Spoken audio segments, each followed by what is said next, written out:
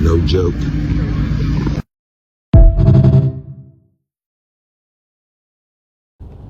Just after 3 a.m., we are making our way to downtown Manhattan to begin briefings on ICE actions to come this morning. Inside the ICE field office in Manhattan, the ranks are enlarged by other agencies now ordered by the Trump administration to gear up for immigration sweeps. There's also secondary actors. The plan? Multiple pre-dawn raids targeting undocumented immigrants with criminal records. The charges range from murder to theft to kidnapping. We are going to take every precaution when we're trying to apprehend these folks. Today, they are joined by newly confirmed Homeland Security Secretary Kristi Noem. Be safe out there. The goal? 500 arrests over a week-long operation in New York. In a Bronx parking lot, a final huddle. Target today is Anderson Pacheco, Venezuelan national. He's wanted out of Colorado on multiple felony warrants. A suspected gang member with warrants for kidnapping, burglary, and a gun crime, authorities told us. Around 5:30 a.m., heavily armed agents raid this apartment building and find the suspect and 3 other male associates, all handcuffed and without incident. Also there in the residence, 3 children, their immigration status unknown. And now a check to see if they have a caregiver or if Child Protective Services needs to be brought in. The next stop, a residence less than 2 miles away. After some negotiation, the officers make their way inside, but come up empty. The targets were not home. No arrests, no detentions. Federal law enforcement is working with limited help from New York City police because of the city's laws protecting undocumented immigrants. Some might say, isn't New York a sanctuary city? But you said the mayor's been cooperative? The mayor's been fantastic. In fact, I talked to him on the phone probably 4 or 5 times last night. One of these individuals was so dangerous that we needed the backup of the NYPD to be there in case things went south. Today's Bronx operation required around 36 law enforcement, yielding a handful of arrests. Is that a ratio you're comfortable with? It is, absolutely. I won't doubt what they need for support and backup. Are you aware you're in violation of our laws? You want cameras at these events, don't you? And some would say you want this spectacle to be filmed. It's not a spectacle. This is our nation's law enforcement judicial process. The scales of justice are equally applied to everybody. We want transparency on this.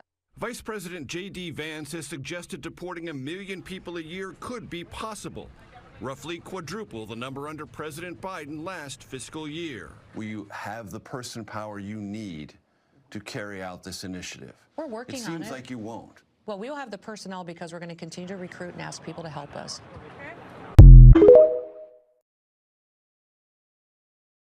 Use trains to transport prisoners to concentration camps all over the region. A one-way in, no way out scenario. That's why many around America began to raise awareness when more and more 3-story freight cars were appearing on railroad tracks. Now, many in the train industry and many who are unfamiliar with it would say that there is nothing suspicious about these freight cars whatsoever. There are freight cars today and in the past that transport motor vehicles all over the country.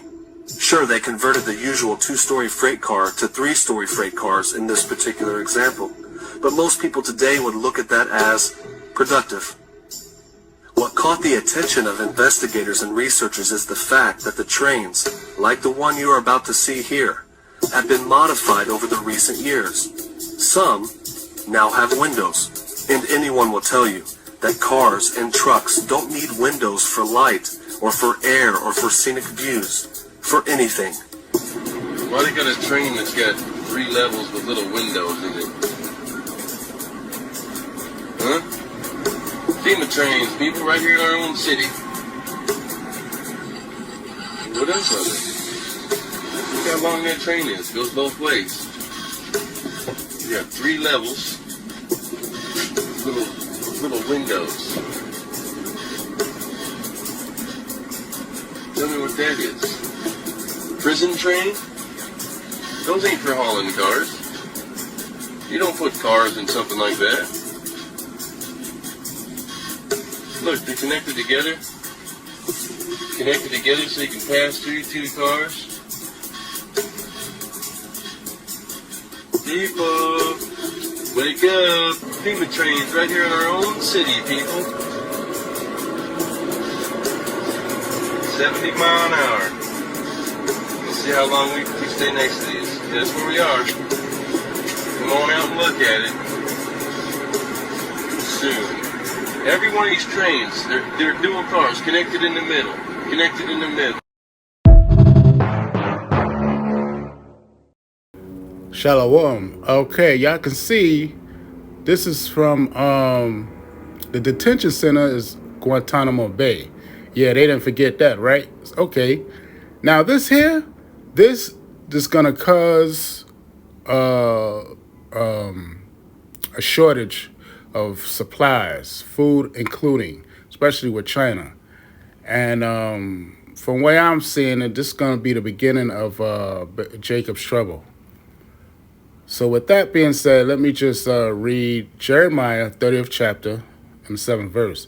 Alas, for the day is great, so that none is like it. It is even the time of Jacob's trouble, but he shall be saved out of it. Shalom. Yeah, man. He already causing so much problems. You seen I don't know if I put, oh yeah, I'm gonna put the video. Yeah, I'm gonna put the video up, but one I already got up. On this one, it's at the beginning. That UN Army, that's what you gotta really watch for. And that's really Obama's army. Yeah, it is what it is. But do your research. Rumble. Yeah, I was trying to say Rumble K7 His is my other channel. Check out. And with that, I'll say shalom.